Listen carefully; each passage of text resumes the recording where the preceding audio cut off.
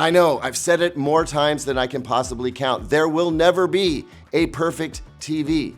But as far as picture quality goes, the S95H from Samsung gets as close to perfection as I've seen. So, how is it not the perfect TV? And will you even care about that? I can't wait to find out with you.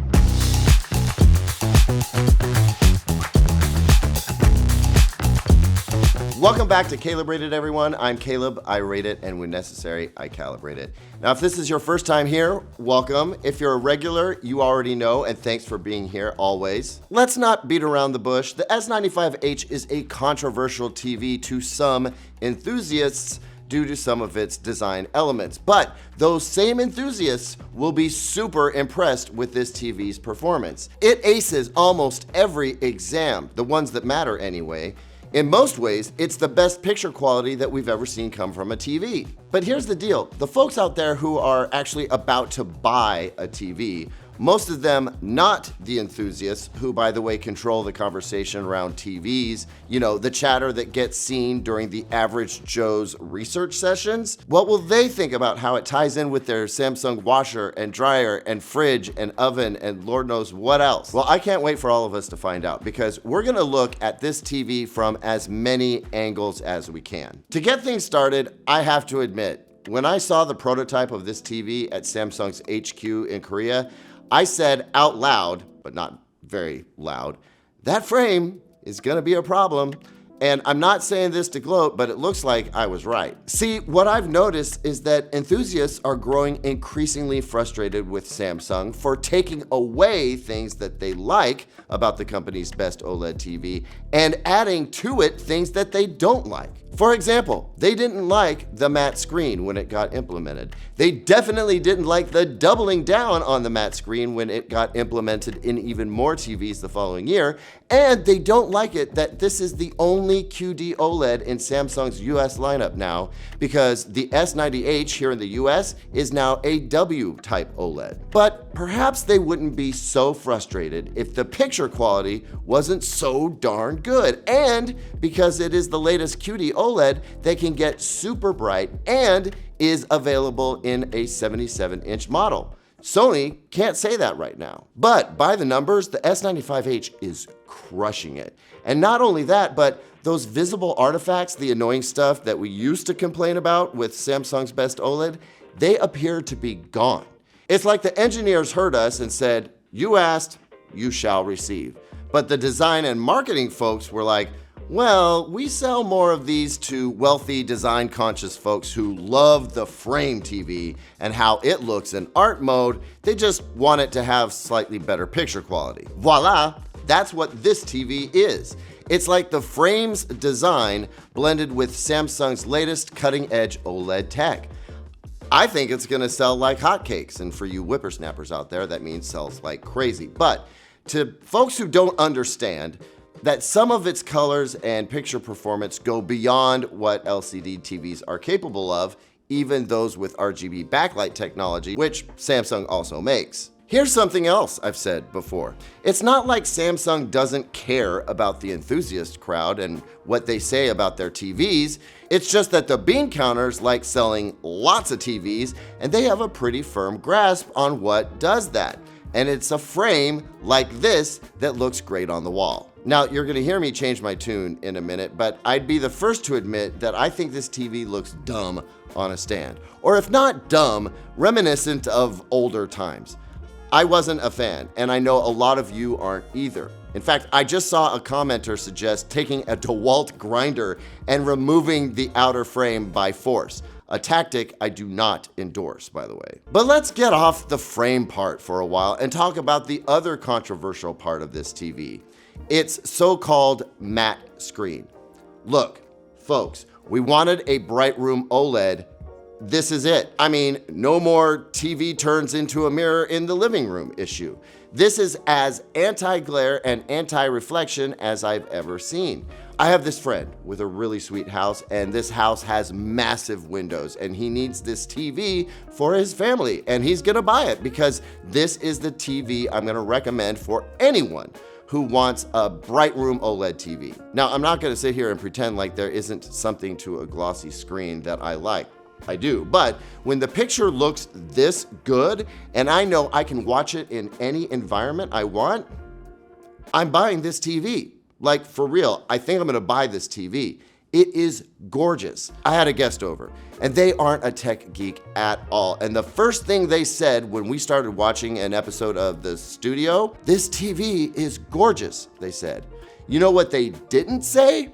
Not one thing about the silver frame around the TV. Not once, even before we turned it on. And only when I asked them to take a picture for me did they notice that they couldn't see themselves in the screen. Before then, the matte screen was a zero issue. They just saw a gorgeous picture. Don't worry though, we'll still talk about whether there are elevated blacks or not. And then there's just so much more to this TV than its picture quality, good and bad. Like, I do like the feature where its motion sensor sees you have walked into the room, so it puts up a series of widgets that you choose, like the weather and driving conditions, etc. And you can turn that off if you don't like it. My guest did not like it, calling it creepy, so it ended up being turned off for the rest of my testing. But I thought it was kind of fun. I also like that it has a whole bunch of AI companion stuff for people who are into that kind of thing. I am not one of them, but I like that it's an option. I like that owners of certain Samsung phones can further calibrate the TV. I do not like that the remote doesn't have a dang input selector and that instead I have to navigate to this unidentifiable icon to switch inputs. I also don't like that if I hover over picture mode, it tells me what it wishes was the picture mode, not actually what it is if I click the option, which in this case is clearly filmmaker mode. I still don't like that Samsung TV Plus autoplays with sound. This is a new millennium. Please stop. But I do like that the new One UI is a little less cluttered, even though ads are part of that clutter. I do not like how hard it was for me to find and install certain apps, like Pluto, for example. I also think this icon for switching inputs is way too hard to find. Did I mention I hate the way you switch inputs on this TV? On the other hand, I do like that everything I've used recently is right here for me to quickly switch to. How do you make something so frustrating and so cool at the same time, Samsung? How? I will continue. I do not like that at one point the TV wasn't very responsive because its Wi-Fi connection apparently needed resetting. But I do love these feet and how easy they were to put on. Setting this TV up was a breeze. Bravo, Samsung. The feet, by the way, are 43 inches apart from the outside on this 65-inch model. I like Samsung's game bar. Do they still call it that? If you're into cloud gaming, this is also an awesome TV. I like all the gaming features, including 4 full bandwidth HDMI 2.1 ports that deliver 4K resolution at a native 165 Hz refresh rate across every single input. We're talking about ultra low latency here, with input lag dropping down to a blistering 4.8 milliseconds, paired with a complete variable refresh rate suite, including certified G-Sync compatibility, AMD FreeSync Premium Pro, and HDMI Forum VRR to completely eliminate screen tearing. It also packs a heavy-hitting AI gaming optimizer that instantly detects your game genre to dynamically tune shadow detail and audio on the fly. It's also got super ultra-wide game view for both 21:9 and 32:9 aspect ratios. It's got this digital mini map zoom tool and direct cloud streaming right from the Samsung Gaming Hub without needing a console. Best of all, it wraps all of this processing speed and auto low latency power into a glare-free screen that completely flips the script on the whole matte versus glossy debate, because even the most hardcore glossy screen purists are gonna praise this coating when they can clearly see enemies coming in dark rooms that players on reflective TVs will totally miss. I honestly could go on forever because Samsung loads its TVs with tech. I wish I didn't have to sign in to get the goods. That part bugs me. But then again, you have to sign in on Google and Roku and Apple TV too. So I guess I don't have a rational reason for that feeling. Hey, before we get going with the rest of the review, I just want to give my friends at Malwarebytes a quick shout out. Malwarebytes was there from the beginning. They came in to support the channel like a subscription-based sort of thing on a monthly basis. And Malwarebytes, if you didn't know, is more than just a malware detector. It is a complete digital security powerhouse. Maybe you remember putting it on your computer a long time ago. They do so much more now. We're talking next-gen antivirus, an ultra-fast VPN to lock down your Wi-Fi, and an AI-powered scam guard that crushes phishing attempts. Plus, their ultimate plan packs full identity theft protection with a $2 million insurance policy and a tool that automatically scrubs your personal info from sketchy data broker sites. Secure your digital life at the link down below. Thanks again, Malwarebytes. Anyway, we now have to move on to what is arguably the most important part of this review for display geeks anyway, and that would be Deez Nits. Now, if you don't want a deep dive into numbers and words that you've never heard before, no worries, skip to the next chapter. You can use the time codes in the description or scrub ahead in the timeline to the next indentation. Okay, my friends, you ready for this? Let the good times roll. This TV will hit 2,800 nits in all window sizes, right up to 25%, where it dropped to 1,400 nits, then 851 nits at 10%, 600 nits at 75%, and 473 nits at 100%. Very good for QD-OLED. BT 2020 area coverage was just shy of 90%, which isn't as meaningful as some make it out to be, but so long as we're comparing numbers, 84% is very good, 90% is excellent, and anything above that number in this test specifically is amazing if and only if dots are in or near the boxes in this triangle, which they are, save cyan and green, which are well in line, but they're short. That comes up later. BT 2020 Color Lab volume came in at 170, while the gamut rings test showed that this TV didn't push out into the furthest reaches of green, which is also suggested by the gamut area test we just saw, but there were no gaps in what it did cover. Let's go back to SDR for a moment. This 2-point white balance is so good, I didn't want to touch it. So I didn't, but I do in HDR later. Just wait until you see how low I got it without going into the service menu. Anyway, stock filmmaker mode had the grayscale test looking damn near perfect in both SDR and HDR. Look at that EOTF tracking. Perfection. No over brightening or under brightening anywhere. And just to make sure that the old 10% window test wasn't getting gamed, I tried our super secret window size test. It's 18% with APL, that's the super secret. And again, perfection. HDR saturation sweeps looked good except at the highest luminance, which we expect because the brightest green, blue, and cyan primaries lost saturation at the brightest end. Luminance test verified that with red acting a little funny in the middle. Back to HDR. Color Checker came out looking great with errors in the primaries, which we expect due to luminance errors. Trying to get out of BT 2020 and just not making it. And ITP is brutal compared to Delta E 2000. We actually need to have a talk about the difference between Delta E 2000 and Delta ITP, since some reviewers just soft launched that and luminance errors in general. Anyway, the S95H did admirably in the brutal HDR content color test. We'll see if any other TV can beat it soon. Oh, and here's where I corrected the HDR 2-point white balance from 1.38, already insanely low, all the way down to 0.86. That's without going into the service menu. And well, we already covered the rest of the HDR stuff, so I guess that concludes the Deez Nits section. So if you're just rejoining us from the deep dive on the numbers, please allow me to sum up for you really quick. The S95H just blew the bell curve for the industry.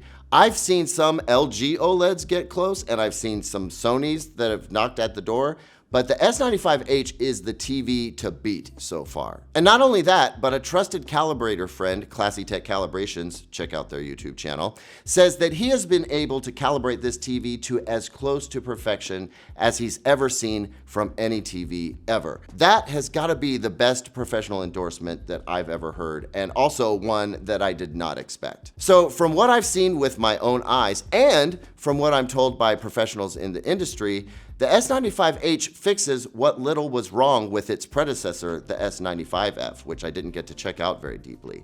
Low luminance color shift, an issue we called posterization. Color banding is reduced. It cleans up low quality content about as well as Sony's best TVs. I mean, Samsung's processing has come a long way. Its gaming experience is outstanding. 4K HDR Blu-ray movies are absolutely stunning. Premium streaming shows like Night Manager and Jack Ryan look spectacular with beautiful, sparkling highlights. It even aced my Star Trek on Pluto TV test for upscaling. I mean, from a picture quality standpoint, the only thing the S95H can't do is blow you out of the room with high average picture level, like some of the mini LED torches that we've seen. But with anti-glare and anti-reflection coating this good, it's kind of hard to see that kind of power being necessary for quality daytime viewing. Also, this TV can't hit 4000 nits, which means any content graded to that lofty brightness will have to be tone mapped, but the TV preserves highlight detail if you ask it to, or it maxes out the brightness to give you a more vivid overall picture, if that's what you prefer. The point is, it gives you the choice between highlight detail and absolute vividness and brightness. Plus, it of course has perfect black levels, outstanding contrast, incredible color, and motion that's as good as the source will allow. So, sports fans, be sure to use the right apps from the right streaming devices, and to learn about that, you'll want to use Google's Gemini AI, which, wouldn't you know it, is built right into the TV. Look, the TV's picture is killing it across the board in terms of accuracy, and its other less accurate modes will suit you just fine if you're into vivid, dynamic, or even slightly cooler standard mode. Now look, there's no doubt that what's happening in this black zone, which by the way is plenty black when the TV is off, which is not when you watch it, and appears dead black when light comes from it, and that's because your irises close down and you can't see anything other than black.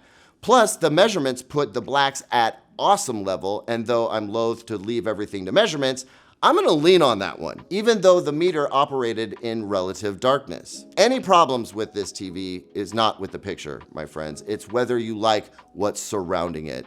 If you're an enthusiast, you just want the panel and you want all the awesomeness that comes from that panel. However, if you are virtually anyone else, what you don't want is a black mirror up on your wall. You know how popular the frame TV is? Virtually the only complaint it gets is that it's great at art, but just okay at TV. Well, the S95H here is pretty good at art and absolutely amazing at TV. And I know you guys hate it when I say this, but it's a smart business decision by Samsung, because despite enthusiasts not liking it, and I gotta be honest, at first I didn't either, but it's really grown on me. At this point, I don't even care. My stance hasn't changed since I saw it last summer. Samsung is gonna sell a ton of these. So I get the move, and I'll rock this TV. When I watch it, I don't see the frame. And when I'm not watching it, I guess I do, but if it's mounted on the wall, I don't hate it. I would definitely buy this TV because the S90H in the US does not use the QD-OLED panel, and that's what I want. I bet that's what you want too, a super accurate QD-OLED that can get up to 77 inches. That's this TV, the S95H. I think you should buy it. Besides, something tells me this TV is gonna end up being as historic in 12 to 15 years as the curved TVs of yesteryear. It actually reminds me of when Samsung quit plasma with its swan song of a TV, the F8500. I wish I had one of those now, and I don't want to wish 10 to 15 years down the road that I missed out on this TV. I mean, I think that really says it all. Don't miss out on the S95H. End of review. Thanks so much for watching, everyone. I cannot wait to see the comments section on this one.